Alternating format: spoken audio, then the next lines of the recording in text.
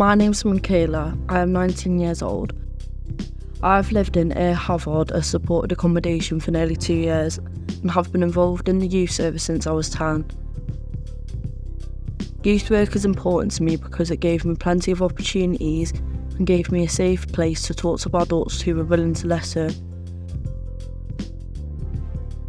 Youth work also made me realise that it's a career that I would be interested in, as I would like to help young people in the way the youth service has helped me, and that is why I've started volunteering with them.